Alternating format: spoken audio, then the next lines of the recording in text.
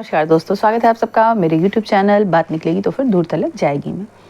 सुनने में आया है कि अपने राहुल भैया के ऊपर बहुत बड़ी गाज गिरने वाली है, क्योंकि जो एक याचिका सुब्रमण्यम स्वामी जी ने दिल्ली हाई कोर्ट में लगा रखी थी कि राहुल गांधी के पास डुअल सिटीजनशिप है। डुअल छोड़िए, फोर सिटीजनशिप्स हैं उनके पास, 4 जगह की नागरिकता है, ऐसा सुनने में आ रहा है।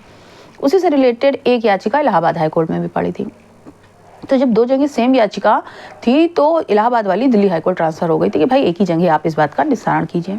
हाई कोर्ट ने ये कहा कि ये मेरे दायरे से बाहर की चीज़ है, आप होम मिनिस्ट्री में जाइए और वहाँ पर इसका कारण पता करिए कि ऐसा क्यों हो रहा है कि अगर हमारे देश के किसी नागरिक के पास किसी दूसरे देश की नागरिकता है तो क्यों अभी तक उसकी हमारे देश की नागरिकता खारिज नहीं करी गई है।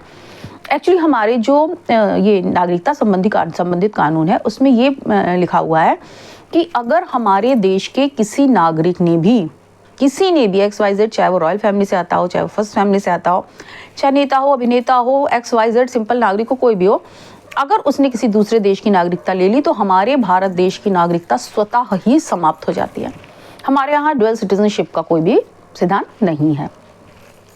तो जब ये दिल्ली हाई कोर्ट पहुंची तो उसकी भी सुनवाई हुई और उसमें ये पता लगा है कि जब होम मिनिस्ट्री भेजा गया उस आदमी को तो वो वहाँ गया, उसने वहाँ एप्लीकेशन डाली, वहाँ से उसे कोई रिस्पॉन्ड नहीं दिया। अमित शाह ने इस मामले में कोई इंटरेस्ट नहीं लिया कि राहुल गांधी जैसे जो हमारे देश के लिए इतने खतरनाक बनते चले जा रहे हैं, और अगर वो LOP के पद पर हैं और उनकी किसी दूसरे देश की भी नागरिकता ले ली है, जैसे कि ब्रिटेन की, तो एकदम क्लियर है कि उनके पास ब्रिटेन की भी नागरिकता है। जैसा बताया जाता है कि किसी कंपनी में वो जो थे वो वहाँ के डायरेक्टर थे और डायरेक्टर बनने का रूल यही था कि वो ब्रिटिशर होना चाहिए जो भी उस कंपनी का डायरेक्टर होगा। तो ये तो कंफर्म है कि उनके पास ब्रिटेन की नागरिकता है। तो क्या ऐसे में हमारे देश की जो बहुत इंपॉर्टेंट सुरक्षा संबंधी दस्तावेज होते हैं या बातें होती हैं वो LOP के साथ शेयर करी जाती हैं? तो संभव नहीं कि वो हमारे देश की जो सुरक्षा संबंधित बातें हैं वो दूसरे देशों में जा कर के शेयर करते हों, क्योंकि वो तो वहाँ के भी नागरिक हैं, उस देश के प्रति भी उनके फर्ज है। तो ऐसे में कल ये डिसीजन आया है हाई कोर्ट का कि हाँ, होम मिनिस्ट्री ने अभी तक इससे संबंधित जानकारी ये याचिकाकर्ताओं को क्यों नहीं दी है। जल्द से जल्द वो इससे संबंधित जानकारी, शायद 29 नवंबर तक की डेडलाइन दी गई है कि वो आप इससे संबंधित जानकारी शेयर कीजिए, वरना इस पर हाई कोर्ट संज्ञान लेगा। तो अब तो ऐसा लग रहा है कि अपने राहुल भैया के सर पर मुसीबत, अभी तो इलेक्शन हारने का ही इतना टेंशन था, अब उनके ऊपर डुअल सिटीजनशिप का भी इतना बड़ा आरोप ऑलमोस्ट सिद्ध हो चुका है।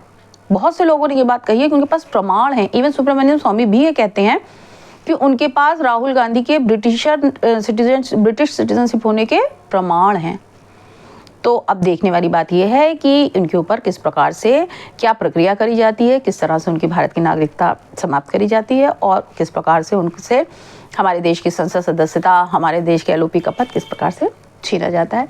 चलिए, राहुल भैया के लिए ये दुआ करते हुए कि जल्द से जल्द उनका सत्य लोगों के सामने आए। अगर वो ये सारी अफवाहें हैं तो वो भी क्लियर हो, और अगर उन्होंने ऐसा किया है तो उन्हें उसका दंड मिले। हम आज का एपिसोड यही समाप्त करते हैं, मिलते हैं बात निकलेगी तो फिर दूर तलक जाएगी के अगले एपिसोड में। तब तक के लिए जय हिंद, जय श्री राम।